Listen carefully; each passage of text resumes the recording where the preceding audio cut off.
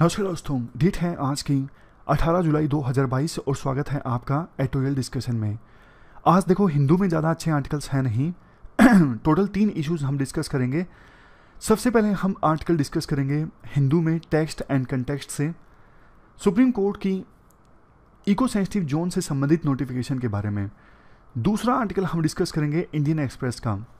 2023 में यानी अगले ही साल इंडिया चाइना को रिप्लेस करके वर्ल्ड में सबसे ज़्यादा पॉपुलेशन वाला देश बन जाएगा। और तीसरे नंबर पे टाइम्स ऑफ इंडिया का एक अच्छा आर्टिकल हम डिस्कस करेंगे डमी स्कूल्स से संबंधित। डमी स्कूल्स कौन से होते हैं और क्यों ये बढ़ते जा रही हैं। डिस्कशन स्टार्ट करें उससे पहले आज देखो मंडेला डे है। नेल्सन मंडेला साउथ अफ्रीका के महान लीडर, उनका जन्म हुआ था 18 जुलाई को। तो आज का जो दिन है वो मंडेला डे के रूप में सेलिब्रेट किया जाता है। देखो, एथिक्स में ना आप उनका एग्जाम्पल दे सकते हो काफ़ी जगह पे। साउथ अफ्रीका में आपको पता है अपार्थाइड था, मतलब रंग भेद की नीति थी। जिनकी स्किन का रंग ब्लैक हुआ करता था उनके साथ में काफ़ी डिस्क्रिमिनेशन होता था, काफ़ी भेदभाव होता था। तो इसके अगेंस्ट उन्होंने लड़ाई लड़ी थी। वहाँ पे डेमोक्रेसी नहीं थी। उन्होंने ना 27 ईयर्स प्रिजन में बिताए, जेल में बिताए। बहुत लंबा समय होता है 27 ईयर्स। तो उन्होंने अपने देश के लिए जो सेक्रीफाइस किया, उन्होंने जो परजिवरेंस शो की, वैसी ही परजिवरेंस देखो एक सिविल सर्वेंट को भी इसकी आवश्यकता होती है अपनी ड्यूटी परफॉर्म करते वक्त। तो ये एग्जाम्पल आप दे सकते हो, जैसे गांधी जी का एग्जाम्पल्स देते हो ना बहुत सी जगहों पर, तो मंडेला की लाइफ से भी आप एग्जाम्पल्स दे सकते हो। अब चलिए डिस्कशन स्टार्ट करते हैं। First important article supreme court की ESZ नोटिफिकेशन से संबंधित है। ESZ मतलब इको सेंसिटिव जोन। आप GS पेपर 3 में इन्वायरमेंट में इस टॉपिक से आर्टिकल को रिलेट कर सकते हो। देखो, इससे पहले कि हम आज का आर्टिकल डिस्कस करना स्टार्ट करें, बेसिक्स की बात हम पहले करते हैं ताकि आर्टिकल आपको अच्छे से समझ में आए। Ministry of environment, forest and climate change का ना एक वाइल्ड लाइफ एक्शन प्लान है जिसका नाम है national wild life action plan 2002 से लेकर 2016 के बीच। एक इस एक्शन प्लान में ना एक बात ये बोली गई थी कि स्टेट गवर्नमेंट्स एक काम करें, क्या प्रोटेक्टेड एरियाज जैसे कि देखो कोई नेशनल पार्क है या फिर वाइल्ड लाइफ सेंचुरी है, उसके आसपास का 10 किलोमीटर का जो एरिया है ना, उसे इन्वायरमेंटल प्रोटेक्शन एक्ट 1986 के अंतर्गत इको सेंसिटिव जोन के रूप में डिक्लेयर किया जाए। आप समझिए एग्जाम्पल की सहायता से। मान लीजिए ये देखो पेंच नेशनल पार्क है। अब इस पेंच नेशनल पार्क के आसपास का 10 किलोमीटर का जो एरिया है ना, इसे इको सेंसिटिव जोन डिक्लेयर किया जाए, जिसे चाहो तो आप इको फ्रेजाइल जोन भी कह सकते हो। अब आपके माइंड में क्वेश्चन आया होगा, ऐसा क्यों? ऑलरेडी जब प्रोटेक्टेड एरिया है, मतलब इस एरिया को जब ऑलरेडी नेशनल पार्क या फिर वाइल्ड लाइफ सेंचुरी डिक्लेयर करके रखा है, तो आसपास के 10 किलोमीटर के और एरिया को इको सेंसिटिव जोन डिक्लेयर ही क्यों करना? और दूसरी चीज, अगर इको सेंसिटिव जोन इस 10 किलोमीटर के एरिया को डिक्लेयर भी कर दिया जो प्रोटेक्टेड एरिया के बाहर है, तो फिर इसका मतलब क्या होगा? मतलब फिर इस एरिया में क्या होगा, क्या नहीं होगा? थोड़े और बेसिक्स जानिए। देखो, पर्पस इस प्रोटेक्टेड एरिया के आसपास के 10 किलोमीटर के एरिया को ESZ डिक्लेयर करने का ये है कि ये एरिया एक प्रकार से ना शॉक एब्जॉर्बर का काम करें। मैं आपको फिर से ये एग्जांपल देखिए। यहां पे देखो नेशनल पार्क में आपको पता है बहुत सारी रिस्ट्रिक्शंस होती हैं। अब लेकिन ये बाउंड्री है, जैसे ही नेशनल पार्क की बाउंड्री खत्म हुई वैसे ही सारी रिस्ट्रिक्शंस तो खत्म हो गई। अब ये जो नेशनल पार्क की बाउंड्री है ना, ये कोई इंडिया पाकिस्तान का बॉर्डर तो नहीं है ना कि यहां पे फेंसिंग लगी हुई है, नहीं ना। मतलब बहुत सारी जगह तो ऐसी होंगी कि खेती चल रही है और किसान खेती करते करते, नेशनल पार्क से बाहर खेती करते करते वो नेशनल पार्क की जमीन पर भी खेती करने लगते हैं। और दूसरा, एनिमल्स का एग्जांपल लीजिए आप। नेशनल पार्क से जो एनिमल है उनको थोड़ी ना पता है कि भैया नेशनल पार्क खत्म हो गया, बस अब रुक जाते हैं, आगे नहीं जाते हैं। वो तो बेचारे बाहर भी निकल जाते हैं। तो लेकिन बाहर तो फिर नॉर्मल एक्टिविटी चल रही है, तो मैन और एनिमल के बीच में कन्फ्लिक्ट भी ज्यादा होता है। तो इको सेंसिटिव जोन इस्टेब्लिश करने का मकसद ये है ना, बीच में एक थोड़ा सा शॉक एब्जॉर्बर वाला एरिया हो। मतलब यहां पे अगर नेशनल पार्क के अंदर मान लीजिए बहुत ज्यादा रिस्ट्रिक्शंस हैं, तो ऐसा ना हो कि जैसे ही नेशनल पार्क की बाउंड्री खत्म हो रिस्ट्रिक्शंस खत्म टोटली, नहीं।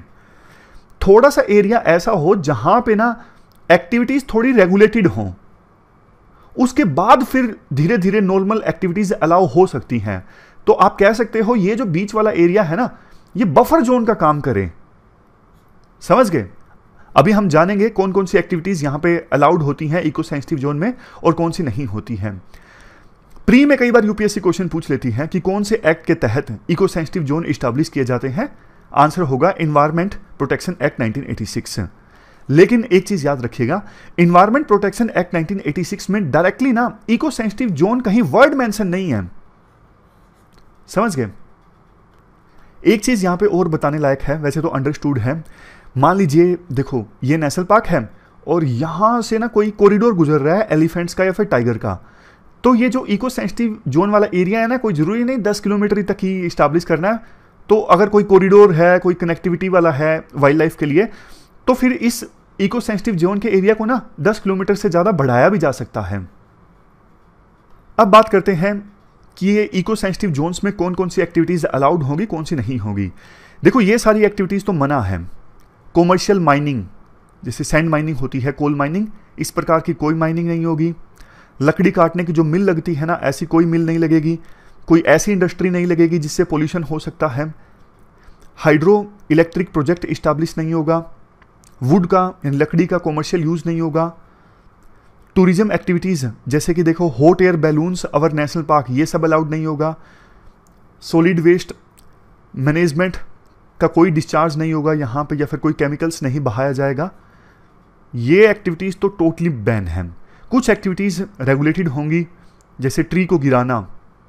ट्रीज को गिराया जाएगा लेकिन उसके लिए प्रॉपर प्रोसीजर होगा, जो आपने सुना होगा वो कंपनसेटरी एफोरेस्टेशन का प्रोविजन है। उसके बाद होटल्स रिसोर्ट्स को इस्टेब्लिश किया जा सकता है, लेकिन प्रॉपर अप्रूवल के बाद। ये रेगुलेटेड एक्टिविटी होगी। Commercial use of natural water, erection of electric cables, ये आप एक बार नजर डाल लीजिएगा स्लाइड को रोक के। कौन कौन सी एक्टिविटीज परमिटेड होंगी। खेती वगैरह अगर देखो कोई चल कर रहा है, किसी ने अगर फूल वगैरह उगाए हैं, सब्जियां उगाई हैं, तो वो सब चलता रहेगा। रेन वाटर को हार्वेस्टिंग करने का कोई इक्विपमेंट इस्टेब्लिश किए हैं, इस पर कोई बैन नहीं होगा। Renewable energy source, adoption of green technology, ये सब एक्टिविटीज।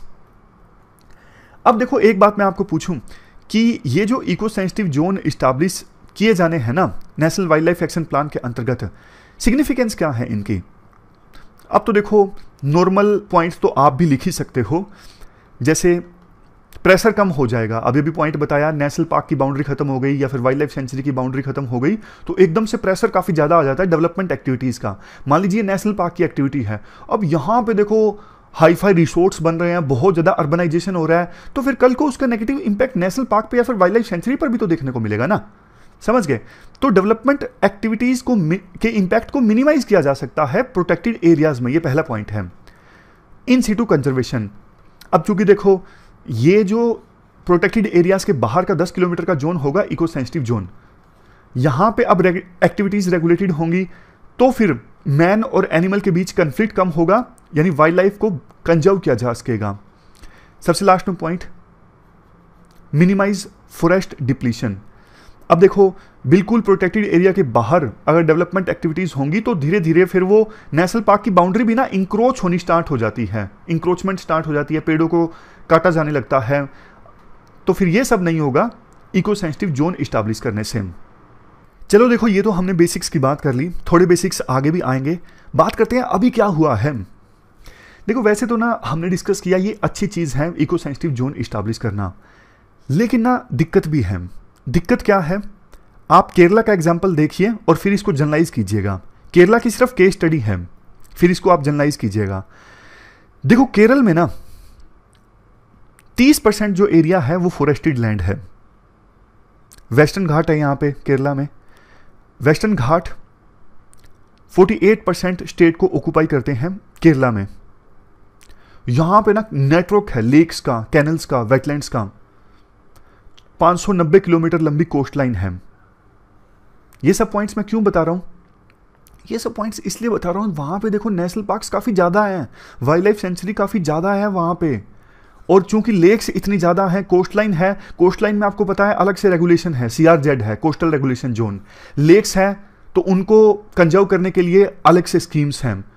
तो मतलब ना वहाँ पे नेचर के इतने करीब है केरला कि ना हर चीज़ को प्रोटेक्ट करने के लिए कोई ना कोई तो रेगुलेशन है। तो केरल के लोगों का कहना है कि भैया हम कहाँ जाएं, इतना इतना एरिया आप प्रोटेक्ट कर रहे हो, हमारे पास रहने के लिए ज़मीन ही नहीं है।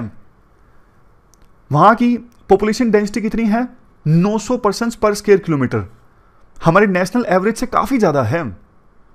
तो उनको दिक्कत ये है कि हमने अगर ये जो गाइडलाइंस को मान लिया, सभी प्रोटेक्टेड एरियाज के 10 आसपास का 10 किलोमीटर का जो एरिया है, इसे अगर इको सेंसिटिव जोन डिक्लेयर कर दिया ना, तो ऑलरेडी इतने सारे परिवार रह रहे हैं वो बेघर हो जाएंगे, समझ गए।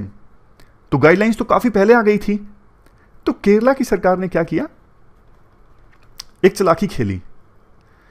गाइडलाइंस में तो ये कहा गया कि हम प्रोटेक्टेड एरिया के आसपास का 10 किलोमीटर का जो एरिया है वो इको सेंसिटिव जोन आपको डिक्लेयर करना है, ये आदेश दिया था सेंट्रल गवर्नमेंट ने इन गाइडलाइंस के थ्रू। लेकिन केरला ने ना बहुत सारी वाइल्ड लाइफ सेंचुरीज के आसपास का इको सेंसिटिव जोन का एरिया पता कितना डिक्लेयर किया, 0 किलोमीटर। समझ गए। मान लीजिए, एग्जाम्पल है, सिर्फ समझने के लिए है, ये पेरियार नेशनल पार्क है मान लीजिए, तो पेरियार नेशनल पार्क के आसपास का इको सेंसिटिव जोन का एरिया कितना होगा, 0 किलोमीटर, बस इतना ही, एक भी नहीं। क्यों? क्योंकि केरला कहना है अरे लोग रहते हैं यहाँ पे, हम अगर ESZ डिक्लेयर कर देंगे तो कुछ मतलब हो ही नहीं इसकेगा, लोगों को डिस्प्लेस होना पड़ेगा। तो केरला ने ये डिक्लेयर कर दिया, लेकिन मामला पहुंच गया सुप्रीम कोर्ट में। अब सुप्रीम कोर्ट तो सुप्रीम कोर्ट है, सुप्रीम कोर्ट ने ना जून में एक जजमेंट दिया, 3 जजेस की बेंच ने। सुप्रीम कोर्ट ने बोल दिया नहीं नहीं नहीं, ऐसा नहीं कर सकते आप, कम से कम 1 किलोमीटर तो आपको ना, 1 किलोमीटर का एरिया तो आपको इको सेंसिटिव जोन डिक्लेयर करना ही होगा किसी भी कीमत पर। मान लीजिए पेरियार नेशनल पार्क है तो 1 किलोमीटर तो कम से कम ESZ होना ही चाहिए।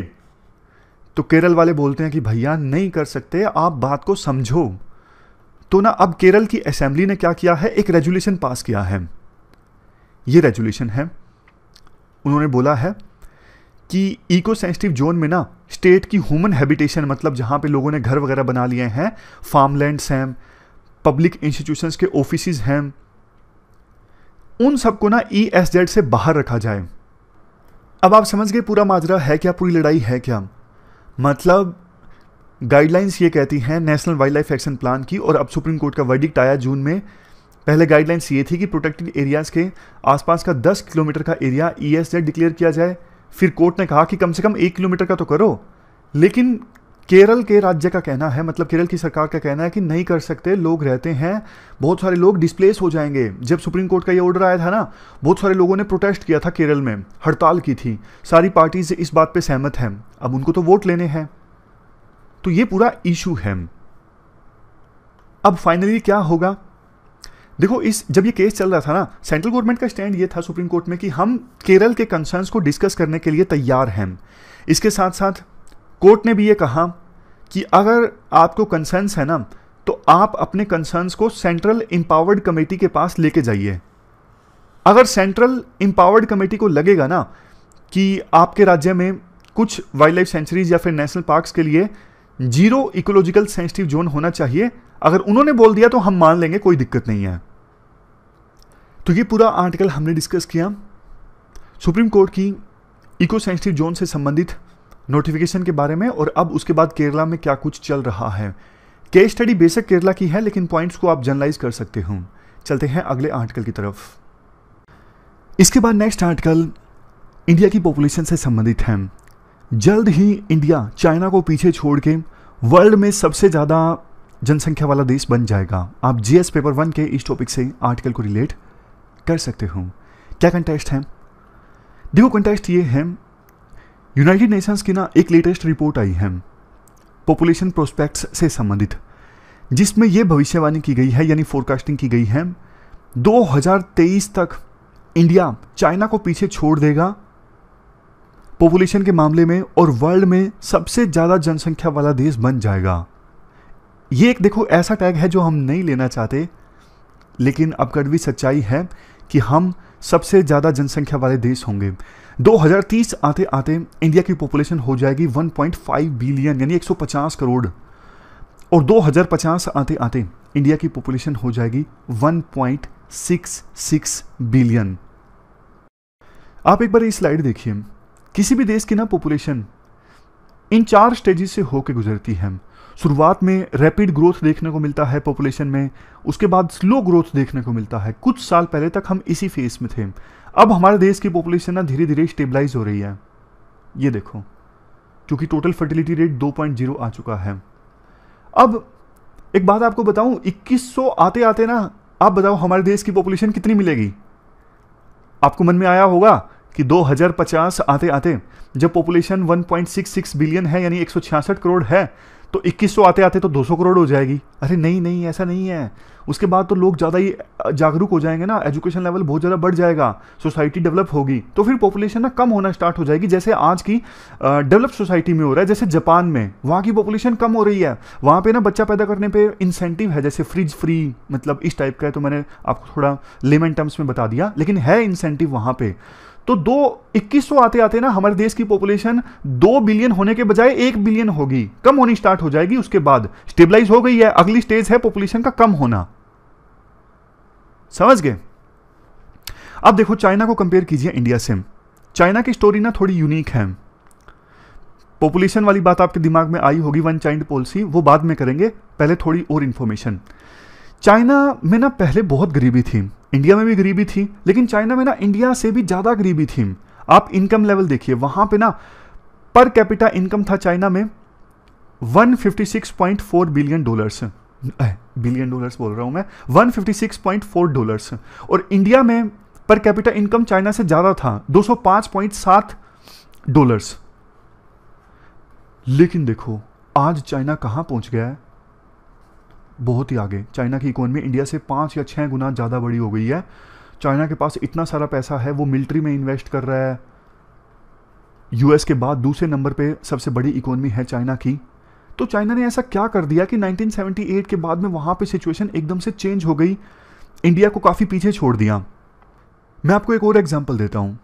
जब देखो देश आज़ाद हुआ था ना, चाइना भी उसी समय आज़ाद हुआ था ऑलमोस्ट, तो ब्रिटिशर्स हमारे देश में ना ऑलमोस्ट 50,000 किलोमीटर की रेल लाइन छोड़ के गए थे, और चाइना में उस समय रेल लाइन का नेटवर्क था सिर्फ 25,000 किलोमीटर का। लेकिन आज तो देखो चाइना में रेल लाइन का नेटवर्क है ना इंडिया से कई गुना ज़्यादा है। उस समय आधा था, अब बहुत ज़्यादा है चाइना में। चाइना ने इवन रेल लाइन के मामले में इंडिया को काफ़ी पीछे छोड़ दिया है। पर कैपिटा इनकम देखिए 2021 में चाइना की कितनी थी, 12,556 डॉलर्स, और इंडिया की कितनी, सिर्फ 1933 डॉलर्स पर कैपिटा इनकम। बात करते हैं चाइना ने क्या किया। देखो जैसे रिफॉर्म्स इंडिया में 1991 में आए थे ना, LPG reforms, liberalisation, privatisation, globalisation, वो रिफॉर्म्स चाइना में पहले आ गए थे 1978 में। और चाइना ने ना उन रिफॉर्म्स पे ना एग्रीकल्चर पे काफ़ी फोकस किया, एग्री मार्केट्स को ना लिबरेट कर दिया था। जैसे हमारे देश में अभी एमएसपी मिलता है, एमएसपी पर किसान अपनी फसल को बेचते हैं, और प्राइवेट मंडीज नहीं है, सरकार का रेगुलेशन काफ़ी ज़्यादा है। और सरकार ने अभी जो 3 फार्म बिल्स सरकार लेके आई थी, तो उनका विरोध हो गया। उसके बाद एग्रीकल्चर मार्केट को ओपन नहीं किया जा सका, लेकिन चाइना ने ये कर दिया था 1978 में, और इसका चाइना को काफ़ी फ़ायदा भी मिला। 1978 से लेके 1984 के बीच में चाइना की जो एग्रीकल्चर जीडीपी थी ना, उसकी ग्रोथ रेट थी 7.1% पर एनम। और इस वजह से चाइना में फार्मर्स की जो रियल इनकम है ना, वो ग्रो कर गई बाय 14% पर एनम। सिर्फ इस वजह से कि वहाँ पे जो एग्री प्राइसेस थे ना, वो लिबरलाइज थे, फार्मर्स अपनी मर्जी से फसलों को बेच सकते थे। मतलब ऐसा नहीं था कि उन्हें इसी दाम पर अपनी फसल को बेचना है। जो एग्री मार्केट्स हैं उनमें सरकार का इंटरफेरेंस कम से कम था। चाइना देखो बहुत चालाक था। चाइना में अभी भी ना कम्युनिस्ट गवर्नमेंट है, 1 पार्टी सरकार है वहाँ पे, लेकिन चाइना को ना ये समझ में आ गया था कि पॉलिटिक्स में तो आप कम्युनिज्म को चलने दो, जैसा सिस्टम यूएसएसआर में था, लेकिन इकोनॉमी को लिबरलाइज कर दो। तो चाइना का जो मॉडल है ना यूनिक है। कोल्ड वार के दौरान लड़ाई थी, एक तरफ यूएसएसआर की और दूसरी तरफ यूएसए था। यूएसए कैपिटलिज्म पे खेल रहा था, लिबरलिज्म पे, कि सब कुछ मार्केट पे छोड़ दो, और यूएसएसआर का मॉडल ये था कि कम्युनिज्म अपनाओ, सरकार सब कुछ रेगुलेट करे। लेकिन चाइना बहुत चालाक था। चाइना ने ना इकोनॉमी का मॉडल लिया यूएसए से और पॉलिटिक्स का मॉडल ले लिया यूएसएसआर से। यही तो चीज है ना, यूएसएसआर डिसइंटीग्रेट हो गया लेकिन चाइना नहीं डिसइंटीग्रेट हो गया, मतलब क्योंकि चाइना ने चालाकी खेल दी थी।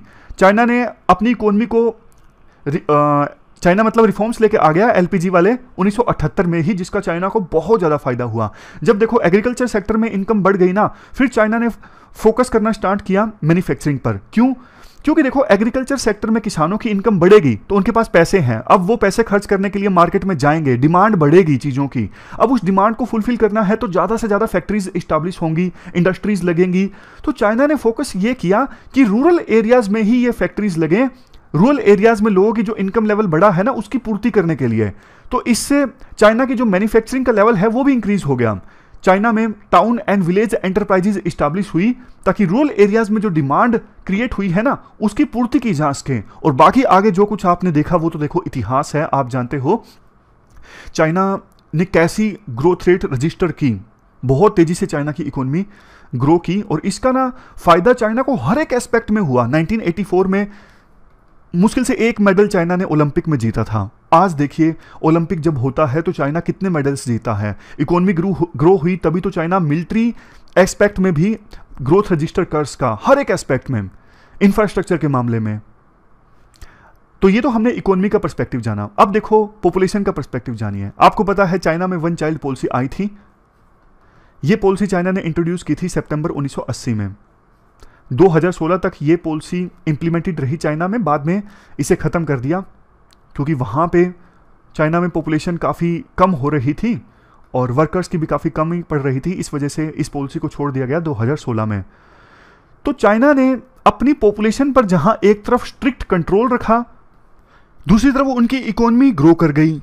तो इसका रिजल्ट तो ये निकला ना, आप ये फॉर्मूला देखिए पर कैपिटा इनकम का। ऊपर क्या है टोटल इनकम ऑफ एरिया, नीचे क्या है पॉपुलेशन। तो चाइना ने अपनी पॉपुलेशन को कम कर लिया और इकोनॉमी उनकी ग्रो कर गई, तो फिर पर कैपिटा इनकम बल्कि और ज़्यादा बढ़ गई ना फिर चाइना की। आज के समय में देखिए इंडिया की जो पॉपुलेशन ग्रोथ है पर एनम कितनी है 1.1% और चाइना की कितनी है 0.1%। वैसे तो देखो इंडिया की जो ग्रोथ स्टोरी है ना 1991 के बाद से वो भी इंप्रेसिव है, लेकिन चाइना को अगर हम देखते हैं ना तो यूँ लगता है कि बहुत कुछ हम कर सकते थे, बहुत कुछ हमने मिस कर दिया। पिछले 40 सालों में चाइना की जो ग्रोथ स्टोरी है ना वाकई काफ़ी ज़्यादा इंप्रेसिव रही है। चाइना का जो एग्रीकल्चर है ना वो हर साल 4.5% की रेट से ग्रो किया है। आप इंडिया को देखिए, 1991 में हमारे देश में एलपीजी रिफॉर्म्स आए और उसके बाद इंडिया में जो एग्रीकल्चर सेक्टर है वो ग्रो किया बाय 3% पर एनम। और हमारे देश में एग्रीकल्चर सेक्टर में मार्केट और प्राइस लिबरलाइजेशन अभी भी दूर की कौड़ी है। राइटर का मानना है कि सरकार बिल लेके आई थी लेकिन कन्फ्यूजन के चलते और विरोध के चलते वो बिल पास नहीं हो सके। किसी को दोष नहीं दिया जा सकता, लेकिन अभी सच्चाई यही है कि बिल पास नहीं हुए थे। सरकार की कुछ पॉलिसीज भी खराब रहती हैं। जैसे देखो, जैसे ही डोमेस्टिकली थोड़े से फूड के प्राइसेस इंक्रीज होते हैं ना, सरकार एकदम से ना एक्सपोर्ट पर बैन लगा देती है कि नहीं एक्सपोर्ट नहीं हो सकता क्योंकि अभी हमारे देश में चीज़ों की कमोडिटीज़ की आवश्यकता है। तो इस सिचुएशन में फिर फार्मर्स को ना फ़ायदा नहीं हो पाता क्योंकि सरकार एकदम से एक्सपोर्ट लगा लेती है। सरकार को लगता है कि कंज्यूमर्स अगर महंगी चीज़ें खरीदेंगे, इन्फ्लेशन बढ़ेगी तो उन्हें वोट नहीं मिलेंगे, हमारे ऊपर प्रेशर बढ़ेगा। तो सरकार एकदम से एक्सपोर्ट पर बैन लगा देती है। तो इंटरनेशनल मार्केट में मान लीजिए दाम बढ़े हैं तो उसका फायदा किसानों को हो नहीं पाता। ट्रेडर्स के ऊपर भी स्टॉक लिमिट लगा दी जाती है कि आप इससे ज़्यादा स्टॉक नहीं कर सकते। फ्यूचर मार्केट्स को सस्पेंड कर दिया जाता है। तो ये इन चीज़ों से क्या होता है, मार्केट का ना गला घुट जाता है, मतलब मार्केट में सरकार की इंटरफेरेंस बहुत ज़्यादा हो जाती है। तो अब क्वेश्चन देखो ये उठता है कि क्या करें हम। देखो वन चाइल्ड पॉलिसी तो हम अपना नहीं सकते चाइना की तरह। इमरजेंसी के दौरान आपने पढ़ा होगा संजय गांधी ने ना फोर्सफुली पॉपुलेशन को कंट्रोल करने की कोशिश की थी, ज़बरदस्ती नसबंदी करवाई गई थी बहुत से लोगों की। तो जनता का गुस्सा बहुत ज़्यादा बढ़ गया था इसके अगेंस्ट। तो क्या सॉल्यूशन इंडिया के द्वारा अपनाए जा सकते हैं। सबसे इफेक्टिव सॉल्यूशन पता है क्या है? इफेक्टिव एजुकेशन, और वो भी girl child scheme. Open discussion होनी चाहिए फैमिली प्लानिंग से संबंधित, डायलॉग होना चाहिए फैमिली मेंबर्स के बीच। लेकिन हमारे देश में ना ये सब चीज़ें ना थोड़ी टैबू मानी जाती हैं। टैबू मानना मतलब ओपनली इन चीज़ों को डिस्कस नहीं किया जाता। डिस्कशन होगी तभी तो छोटी फैमिली साइज के बेनिफिट्स डिस्कस होंगे ना। आप नेशनल फैमिली हेल्थ सर्वे 5 का डेटा देखिए, 2019 से लेकर 21 के बीच का ये डेटा है। देखो, वो महिलाएं जिनकी एज 6 से ज़्यादा है, ऐसी महिलाओं में से सिर्फ 16.6%, 16.6% महिलाएं ऐसी हैं जो 12 या फिर उससे ज़्यादा सालों के लिए एजुकेटेड हुई हैं। और ये तो सिर्फ क्वांटिटी की बात है। एजुकेशन की क्वालिटी कैसी है हमारे देश में वो आपको भी पता है। काफ़ी पुअर आउटकम है। 5वीं क्लास का बच्चा दूसरी क्लास के क्वेश्चंस नहीं सोल्व कर पाता। महिलाओं की जो एजुकेशन है ना, वो एक ऐसा कंपोनेंट है जिस पे ध्यान दिया जाए ना, मालन्यूट्रिशन की समस्या को भी खत्म किया जा सकता है। मालन्यूट्रिशन की समस्या सिर्फ देखो खाने की कमी की वजह से नहीं है। अवेयरनेस भी एक बहुत बड़ा फैक्टर है। पता नहीं होता कि बच्चे को क्या खिलाना है, क्या नहीं खिलाना है, प्रेगनेंसी के दौरान क्या खाना चाहिए, क्या नहीं खाना चाहिए। वुमेन एजुकेशन हो तो शादी बाद में हो। अब देखो, एजुकेशन नहीं है तो जल्दी शादी हो जाती है, मान लीजिए 19 साल में। अब 19 साल की लड़की अगर बच्चे को जन्म देगी तो बहुत संभावना है कि बच्चा कमज़ोर होगा।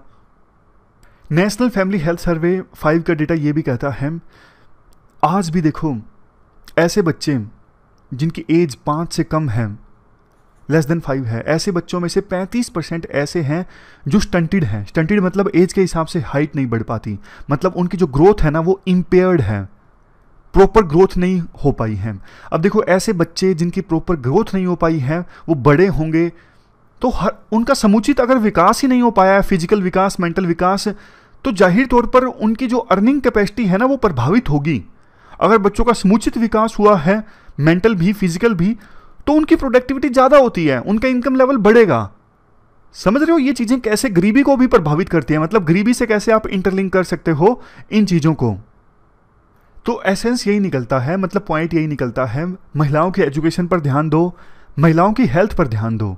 और ऐसा नहीं है सरकार कुछ कर नहीं रही है, सरकार की काफ़ी सारी स्कीम्स हैं अच्छी अच्छी, जैसे bio fortification of staples. Bio fortification का मतलब क्या होता है? क्रॉप्स में ना जो न्यूट्रिशनल वैल्यू है ना वो आर्टिफिशियली ऐड की जाती है, ताकि अगर उन क्रॉप्स को महिलाएं जब कंज्यूम करें ना, या फिर कोई और भी कंज्यूम करे, तो उन्हें ज़्यादा न्यूट्रिशन मिले, ज़्यादा मिनरल्स की प्राप्ति हो, ज़्यादा विटामिन्स की प्राप्ति हो। इसके अलावा सरकार ने मिड डे मील स्कीम चलाई है, काफ़ी समय पहले से चलाई हुई है, कोई नई चीज़ नहीं है। सरकार ड्रिंकिंग वाटर प्रोवाइड करने के लिए प्रयास कर रही है, अलग से स्कीम भी है इसके लिए। बेसिक स्कीम्स हैं, लेकिन आंसर राइटिंग में आप लिख सकते हो, इम्पैक्ट पड़ेगा।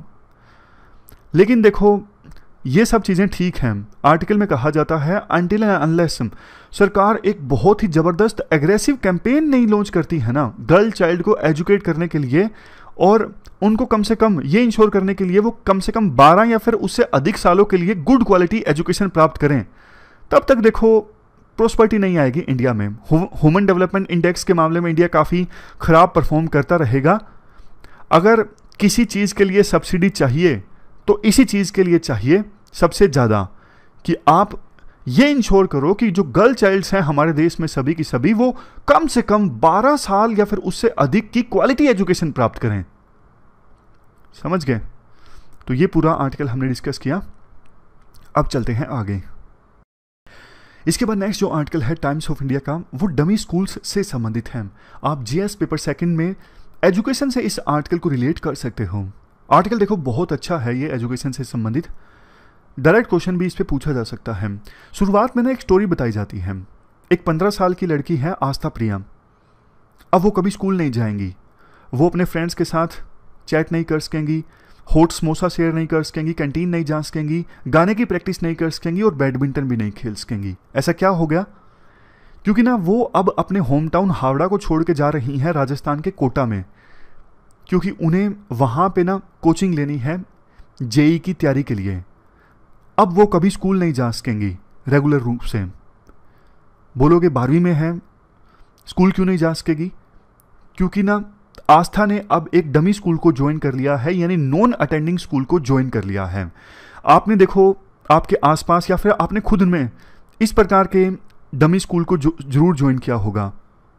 जब देखो कॉम्पिटिटिव एग्जाम का प्रेशर काफ़ी ज़्यादा बढ़ जाता है ना, फॉर एग्जांपल जेई का या फिर नीट का +1 +2 में, तो उसके बाद स्टूडेंट्स क्या करते हैं, एक डमी स्कूल ज्वाइन कर लेते हैं, नॉन अटेंडिंग स्कूल ज्वाइन कर लेते हैं।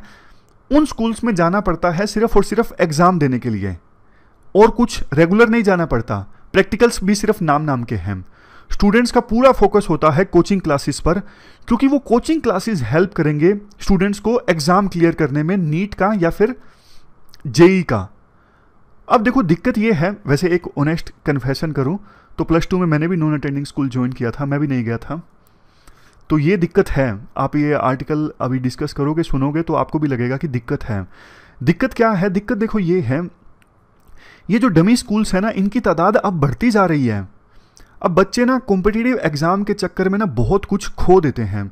स्कूल में जब वो जाते हैं तो बहुत कुछ सीखते हैं। जैसे देखो आपस में बच्चों के बीच में लाइव डिबेट्स होती हैं, स्ट्रीट प्लेज होते हैं, सोशल कैंपेन चलते हैं, मतलब बच्चे एक दूसरे से ना बहुत कुछ सीखते हैं। लेकिन कोचिंग इंस्टीट्यूट्स में काफ़ी टॉक्सिक इन्वायरमेंट होता है, कंपटीशन काफ़ी ज़्यादा होता है। वो वेब सीरीज़ देखी होगी कोटा फैक्ट्री वाली, आपने उसमें महसूस भी किया होगा कि एक जो कैंडिडेट है दूसरे से हमेशा कंपटीशन महसूस करता है, झूठ बोल देता है मुझे ये आता है, या फिर मैंने किया है या फिर नहीं किया है। तो बहुत कुछ मिस कर देता है एक बच्चा जो स्कूल नहीं जाता रेगुलरली, जो इन डमी स्कूल्स को ज्वाइन करता है। और इन डमी स्कूल्स की जो तादाद है ना वो बढ़ती जा रही है। उसका एक रीज़न ये है कि बोर्ड एग्जाम की वैल्यू नहीं रही। एक तरफ देखो जहां पेरेंट्स के प्रेशर के चलते एनसीईआरटी का सिलेबस कम हो रहा है। आप एक ऑनेस्टली बात बताइएगा, क्या एनसीईआरटी पढ़ के प्री या फिर मेंस आप पास कर सकते हो? नहीं कर सकते। एनसीईआरटी का सिलेबस बहुत कम है, और यूपीएससी देखो प्री में कितने रैंडम क्वेश्चन पूछ रही है। उसी प्रकार से ये एनसीईआरटीज पढ़ के, +1 +2 की फिजिक्स केमिस्ट्री पढ़ के वो जेई और नीट वाले एग्जाम नहीं क्लियर होते हैं। तो बोर्ड के एग्जाम की वैल्यू ही खत्म हो रही है, कोई काम के है ही नहीं बोर्ड एग्जाम। सिर्फ वैल्यू है तो नीट और जेई के एग्जाम की। या तो कुछ सरकार को ऐसा करना चाहिए ना, या तो सिलेबस थोड़ा ऐसा करे, जेई के जो क्वेश्चंस हैं वो एनसीईआरटी से आए, मतलब सिंक्रोनाइजेशन हो सिलेबस में, तो बच्चे एनसीईआरटीज पे ध्यान देंगे, स्कूल एजुकेशन पे ध्यान देंगे। अदरवाइज तो बोर्ड के एग्जाम्स की रेलेवेंस पूरी तरह से खत्म हो रही है धीरे धीरे। अब तो एक और नया एग्जाम आ गया, CUET, जिसके बेस पे वो यूनिवर्सिटीज में अंडर ग्रेजुएट कोर्सेज के लिए एडमिशन हो रहे हैं। अभी हाल ही में CUET का पहला एग्जाम कंडक्ट हुआ। तो सोच के देखिए, अभी तक तो देखो सिर्फ जिनको इंजीनियरिंग करनी होती थी, MBBS करनी होती थी, वो सिर्फ डमी स्कूल को ज्वाइन किया करते थे। लेकिन अब CUET के लिए कंपटीशन इतना ज़्यादा हो जाएगा कि आर्ट्स, कॉमर्स, इवन जिनको BSc करनी है, वो बच्चे भी ना इस एग्ज़ाम की तैयारी करने के लिए डमी स्कूल ज्वाइन करने लगेंगे। तो इस चीज़ को लेके ना बहुत ज़्यादा फ्रस्ट्रेशन आ रहा है। बहुत सारे एजुकेशन से जुड़े जो एक्सपर्ट्स हैं ना, उनमें वो कह रहे हैं कि एजुकेशन का स्ट्रक्चर ना हमारे देश में गड़बड़ा रहा है। ये जो डमी स्कूल होते हैं ना, ये बहुत कम फीस लेते हैं, क्योंकि इनको पढ़ाना तो कुछ होता नहीं, सिर्फ एग्ज़ाम दिलवाना होता है। तो फिर तो हमारा एजुकेशन सिस्टम कोलैप्स कर जाएगा इन कॉम्पिटिटिव एग्जाम्स के कारण। और बहुत बार तो देखो ऐसा भी हो जाता है, ऐसे केसेस सामने आते हैं, हालांकि कम होते हैं, कि IIT क्लियर हो गया, जेई क्लियर हो गया, लेकिन बोर्ड का एग्जाम क्लियर नहीं हुआ। तो कुल मिला के ये ऐसी चीज़ हैं जो एजुकेशन सिस्टम में जो ठीक होनी चाहिए। बहुत ख़राब सिचुएशन है हमारे देश में एजुकेशन की। पिछला आर्टिकल ही हमने डिस्कस किया, पॉपुलेशन ग्रो हो रही है, देश को अगर देखो आगे ले जाना है तो एजुकेशन तो हर चीज़ की नींव है। मतलब छोटे बच्चे, आपको भी पता है, गिल्ली मिट्टी के समान होते हैं, जैसा सिखाओ वैसा सीख जाएंगे। तो एजुकेशन सिस्टम ठीक होना ज़रूरी है। ये 3 घंटे का एग्ज़ाम जो होते हैं वो पूरे देश में बच्चों का भविष्य तय कर लेते हैं। ज़ॉम्बीज़ बन जाएंगे बच्चे ऐसे, हर टाइम कॉम्पिटिटिव एग्जाम की तैयारी करते रहना। खैर, ये थी हमारी आज की डिस्कशन। आज हमने 3 इश्यूज़ को डिटेल से डिस्कस किया। फिलहाल इस डिस्कशन में इतना ही है। Thank you very much for discussion.